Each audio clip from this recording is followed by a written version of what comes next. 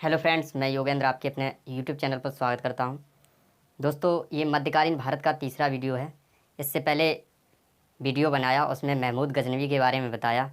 उन्होंने किस तरीके से भारत पर आक्रमण किए और यहाँ से धन दौलत को लूट कर वापस अपने गजनी गए। तो सारा कुछ डिटेल मैंने महमूद गजनवी के बारे में पढ़ा और आज इस वीडियो में मैं मोहम्मद गौरी के विषय में पढ़ाऊँगा। तो शुरुआत करते हैं संसवानी वंश से। महमूद गजनवी की जब मृत्यु हुई तो उनके बाद जो उनके उत्तराधिकारी हुए तो वो इतने योग्य नहीं थे जो कि शासन सत्ता संभाल सकें। तो वहाँ जो गजनी क्षेत्र में शासन व्यवस्था जो है कमज़ोर पड़ गई। तो गजनी के एक सटीक एक क्षेत्र था जिसका नाम था इसका नाम था गौर। और उस गौर प्रदेश में एक वंश उभर के आया जिस वंश का नाम था संसवानी वंश। और उसमें संसवानी वंश में एक परिचय में देखेंगे जो शासक थे वो कुतुबुद्दीन हसन थे। और कुतुबुद्दीन हसन के 6 पुत्र थे। और 6 पुत्र में जब उनका जो आगे साम्राज्य बढ़ता है, आगे पीढ़ी बढ़ती है, उसी क्रम में एक नाम उभर के आता है शहाबुद्दीन मोहम्मद गौरी। मोहम्मद गौरी का पूरा नाम शहाबुद्दीन मोहम्मद गौरी है।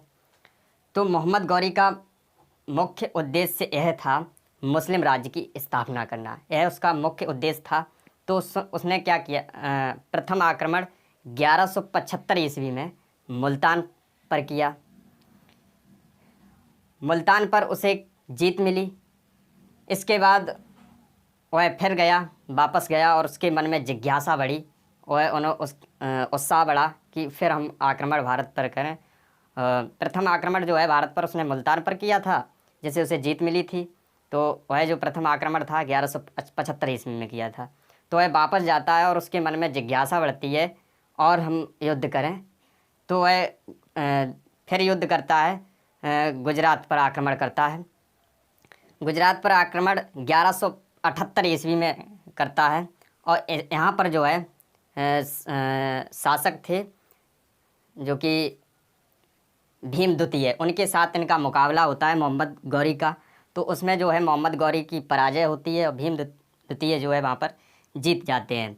उसके बाद ये फिर जाते हैं वापस। और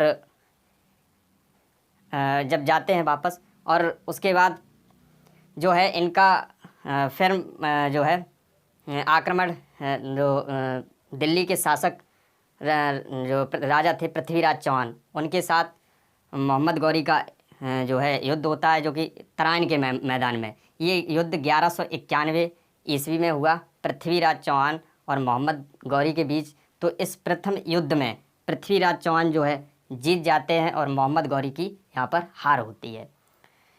उसके बाद यह जो है गौरी की यहाँ पर द्वितीय हार थी। प्रथम हार ये गुजरात में जो भीम द्वितीय के साथ यहाँ पर उसको हार मिली थी। और द्वितीय जो हार है तराइन के प्रथम युद्ध में जो कि 1191 ईस्वी में लड़ा गया था, यहाँ पर उसे पृथ्वीराज चौहान के द्वारा हार मिली थी। उसके बाद द्वितीय तराइन का युद्ध होता है। जब उसे पृथ्वीराज चौहान से हार मिल जाती है तो वह एक फिर वापस जाता है और 1 साल तैयारियां करता है युद्ध की।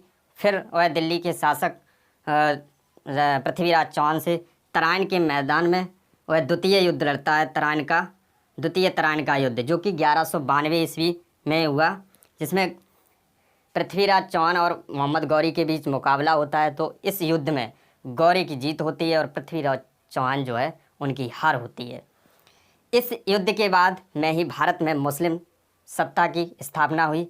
गौरी को भारत में मुस्लिम सत्ता का संस्थापक माना जाता है।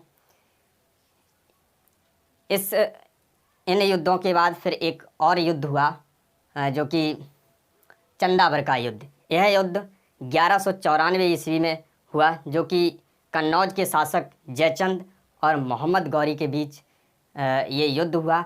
तो इसमें जयचंद की जो है करारी पराजय होती है और यहाँ पर मोहम्मद गौरी जो है उनको जीत मिलती है। कन्नौज विजय के बाद गौरी ने एक सिक्का चलाया। तो सिक्के पर देवी लक्ष्मी की आकृति और तथा दूसरी ओर अरबी में उन्होंने उल्मा लिखी हुई थी।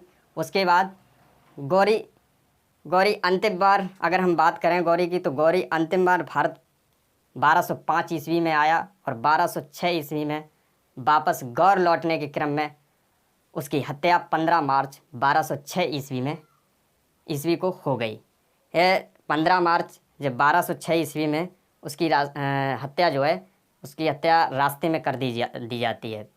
उसके बाद मोहम्मद गौरी का जो गुलाम था कुतुबुद्दीन ऐबक, तो कुतुबुद्दीन ऐबक ने क्या किया, जब उसका गुलाम रह जाता है तो कुतुबुद्दीन ऐबक ने गुलाम वंश की स्थापना करता है। उसके बाद वह लाहौर से शासन करता है और दिल्ली तक उसका जो है शासन वह चलाता है। उसके बाद ये गौरी की अगर हम बात करें, मोहम्मद गौरी की, तो इसके प्रमुख सेनापति जो है कुतुबुद्दीन ऐबक और बख्तियार खिलजी, ये दो प्रमुख उसके सेनापति थे। और बख्तियार खिलजी की अगर हम बात करें तो इसने जो है बिहार बंगाल पर आक्रमण करके और उस पर वहाँ पर उसे विजय मिली। और उसके बाद इन्होंने नालंदा विश्वविद्यालय और विक्रमशिला विश्वविद्यालय, ये जो है बख्तियार खिलजी ने इनको ध्वस्त करवाए। ये प्रश्न आपको परीक्षा में पूछा जाता है कि नालंदा विश्वविद्यालय और विक्रमशिला विश्वविद्यालय किस तो ध्वस्त करवाए थे, तो ये बख्तियार खिलजी ने इन्होंने ध्वस्त करवाए थे।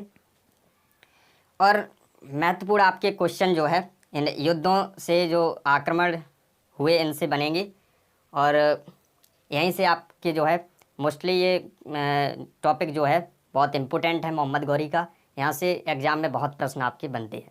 तो अगर ये वीडियो अच्छा लगा हो तो वीडियो को लाइक करें, साथ ही साथ हमारे चैनल को सब्सक्राइब करें।